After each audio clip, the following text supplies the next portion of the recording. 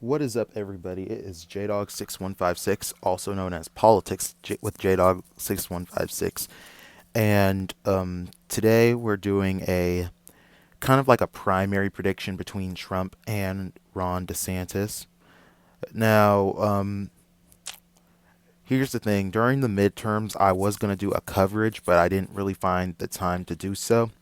However, the next video that will be uploaded will be a basically a midterm analyzation. I mean, not all the votes have been counted yet. There's still some states that are still counting their votes even like a full week after the midterms.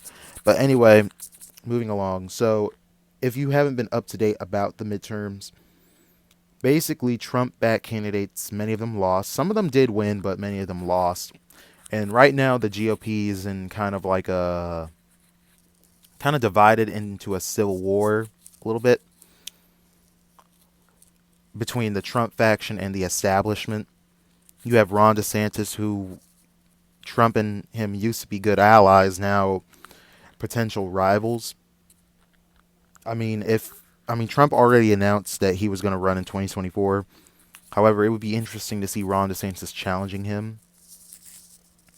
But anyway, we're going to go through the first four states that are called, and then we're going to do the rest. I won't do Super Tuesday because they tend to change their states a lot. Also, I'm going to be doing winner takes all instead of dividing the votes up because that will make this video incredibly long, and I really just want to get to the chase. Cut to the chase with this. So anyway, let's begin. First, Iowa. Trump would win here. He still has that appeal in Iowa. He was able to like flip Iowa from being a reliably blue state to a red state, and people in Iowa still love him. Iowa, they like those populist type candidates, so he wins in Iowa. New Hampshire, New Hampshire, I could actually see Trump losing there, but by like a slim margin. And in Nevada, I see DeSantis winning there as well. I feel like DeSantis, he would do better with Latinos since he won Florida by a pretty chaotic margin during the governor's race. He won over Charlie Kirst by like a million votes, and Charlie Kirst, he's like regarded as like a moderate to conservative Democrat, which you think would be good for Florida, but nope. And South Carolina will go to Ron DeSantis. He's from the South. I mean, Florida culturally, at least in the mid to southern part of Florida, is more Hispanic Latino in culture, but it's still a southern state, so I say that Ron DeSantis would do well. He would do well in the South because that's where Ron DeSantis is from, the South. But moving on. So now that we got the main four states out of the way, let's go from west to east. But first, we're going to get through all these territories. I'm not even going to go through. I feel like Trump would basically win all of these. But I feel like Ron DeSantis would do well in Puerto Rico, despite not actually visiting there, because he did well with Puerto Ricans in Florida. He could do well with Puerto Ricans in the primary. Moving on, we see Alaska and Hawaii go to Ron DeSantis. Alaska, like Alaska's kind of like Utah. They'll vote for Trump, but they don't necessarily like him that very much. Many of the libertarians and independents tend to vote against Trump.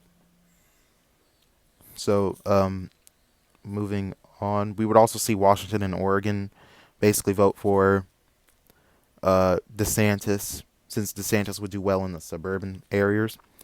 California may be a stretch, but I see Trump doing well in that state. However, as for states like Utah, we'll go to DeSantis. Utah is still pretty much establishment.